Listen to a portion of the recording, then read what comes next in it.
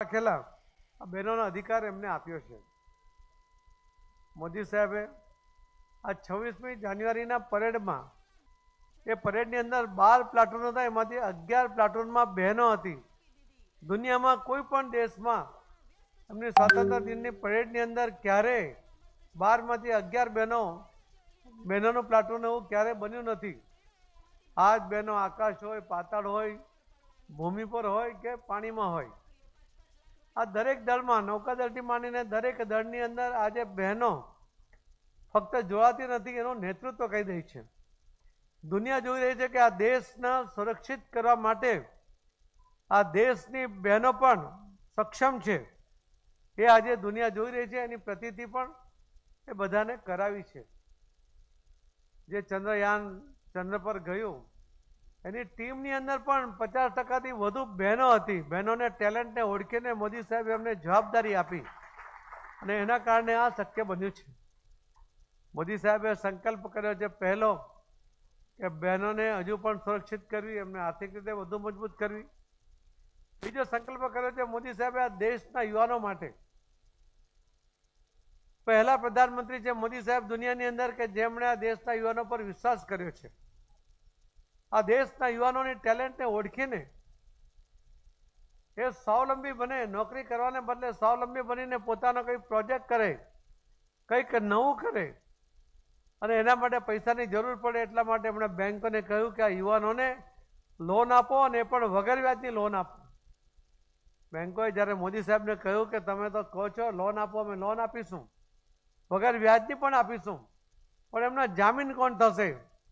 ત્યારે મોદી સાહેબે એક માત્ર દુનિયાના પહેલા વડાપ્રધાન કે જેમણે દેશના યુવાનો પર ભરોસો કરીને એવું કહ્યું કે અમારા દેશના યુવાનો પર મને ભરોસો છે, એનો જામીન હું નરેન્દ્ર મોદી પોતે છું. આ શબ્દોની તાકાત જો, એમાં વિશ્વાસ જો યુવાનો પરનો, આ દેશના યુવાનોને ટેલેન્ટ પર વિશ્વાસ કરીને મોદી સાહેબે એમને જે લોન આપી છે એ જે રીતે યુવાનો એના પર પગભર થયા છે, કંઈક નવું કરી છૂટવાની ભાવના સાથે આગળ વધી રહ્યા છે, એ આ દેશના ઉન્નતિ પર જવાના સપનાને સાકાર કરવામાં મહત્વનો ભાગ ભજવવાના છે. બીજો સંકલ્પ કર્યો છે એમણે ખેડૂતો માટે કે ખેડૂતને આપણે અન્નદાતા કહીએ છીએ, ખેડૂતને આપણે જગતનો તાજ કહીએ છીએ, પણ એ લાચાર છે. નાની અમથી મદદ માટે પણ નાયબ મામલતદાર જેવા નાના અધિકારીને પણ એને લખવું પડે કે સાહેબ શ્રી મને આ મદદ કરો, એની લાચારી વર્ણવવી પડે. મોદી સાહેબે કીધું કે મને મંજૂર નથી, આ દેશનો અન્નદાતા જગતનો તાત એ લાચાર ન હોઈ શકે ને એટલા માટે એમણે કોઈ પણ જાતની અરજી કર્યા વગર, કોઈ વચેટીઓ નહીં, કોઈ દલાલ નહીં, સીધા ખેડૂતોના ખાતામાં 6000 રૂપિયા દર વર્ષે 3 ટુકડામાં જમા કરાવવાનું શરૂ કર્યું. આજ દિન સુધીની સરકારોમાં કોઈએ ખેડૂતો માટે યોજના બનાવી તો પહેલી યોજના મોદી સાહેબે ખેડૂતો માટે બનાવી છે. આખા દુનિયામાં ખાતરના ભાવ વધ્યા, પેટ્રોલિયમના ભાવ વધ્યા, યુદ્ધો ચાલી રહ્યા છે એના કારણે પણ પેટ્રોલિયમના ભાવ વધ્યા, એના કારણે ખાતરના ભાવ વધ્યા. આપણા દેશમાં ખાતરનો 1 રૂપિયાનો પણ ભાવ વધારો મોદી સાહેબે થવા નથી દીધો, કેમ કે આ ખેડૂતને આ ભાવ વધારો પોસાય નહીં એ વાત મોદી સાહેબ જાણે છે ને એમણે સબસિડી વધારી પણ ખાતરનો ભાવ નહીં વધવા દીધો અને એનો પુરવઠો વધાર્યો. પહેલાં તો લાઈન લાગતી હતી, ફાયરિંગ થતી હતી, લાઠીચાર્જ થતો હતો. આજે કશા લાઈન વગર દરેક ખેડૂતોને પોતાને જોયું તો ખાતર મળી જાય છે. વ્યવસ્થા પણ મોદી સાહેબે ખેડૂતો માટે કરી છે. અમે ચોથો સંકલ્પ કર્યો છે દેશના ગરીબો માટે. આ દેશમાં આદિવાસી ભાઈ બહેનો ગરીબ છે, એમને લાભ મળવો જોઈએ.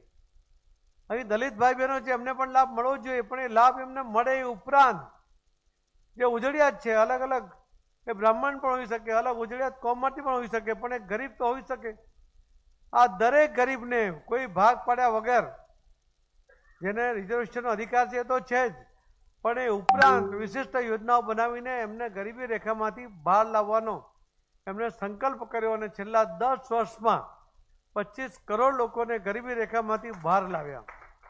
140 કરોડની વસ્તીમાંથી 25 કરોડ લોકોને ગરીબીમાંથી બહાર લાવવું એ ભગીરથ કામ છે.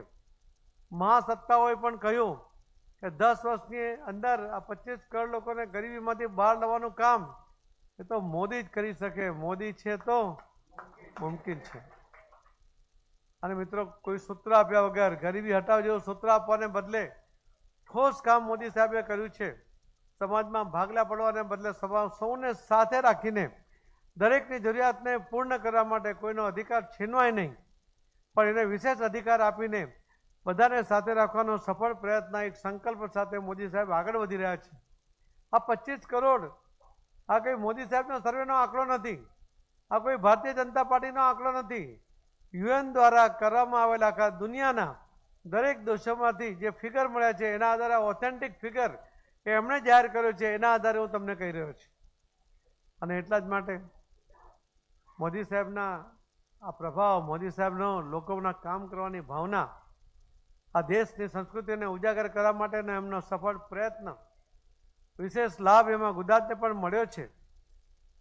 દ્વારકા નગરી, ભગવાન કૃષ્ણની આ દ્વારકા નગરી પાણીમાં ગરક થઈ ગઈ છે, દરિયામાં ગરક થઈ ગઈ છે. આપણે જાણીએ છીએ, આપણને વિશ્વાસ પણ છે, પણ 70-80 ફૂટ ઊંડે જેને તરવા આવડતો એને પૂછો કે 5 ફૂટ બી ઊંડા જાઓ તો પાણીનું પ્રેશર કેટલું હોય છે. તો 70-80 ફૂટ નીચે જઈને મોદી સાહેબે એ નગરીને સ્પર્શ કર્યો, ખુલ્લા હાથે કર્યો. ભગવાન કૃષ્ણને ગમતું મોરપીંછ છે ને અર્પણ કર્યું.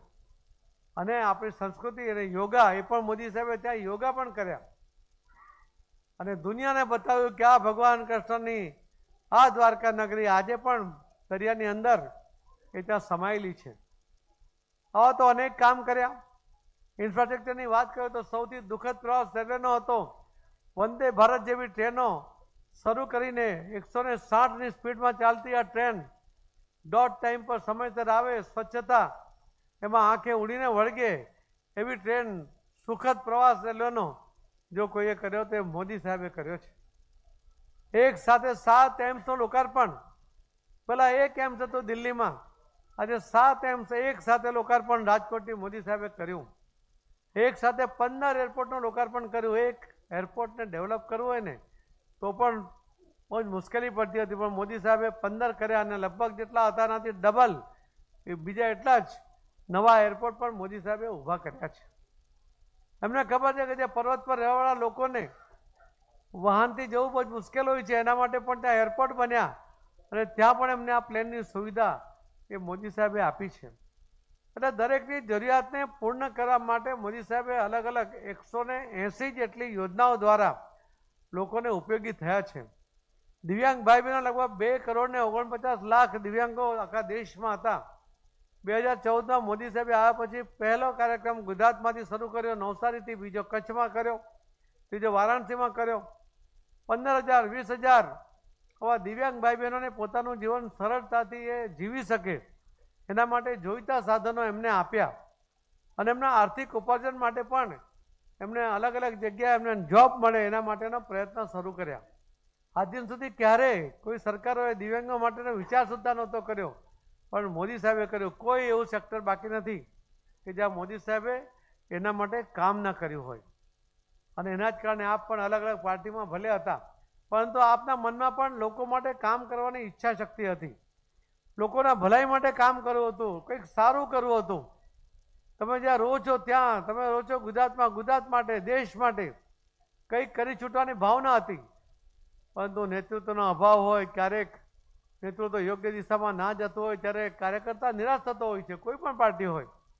એ સ્વાભાવિક એને જ્યારે આદરણીય પ્રધાનમંત્રી નરેન્દ્ર મોદી સાહેબ જેવું નેતૃત્વ મળે, શ્રી અમિતભાઈ શાહ સાહેબ જેવા માર્ગદર્શક મળતા હોય ત્યારે સ્વાભાવિક એનો વિકલ્પ તરીકે ભારતીય જનતા પાર્ટીને પસંદ કરતો હોય છે.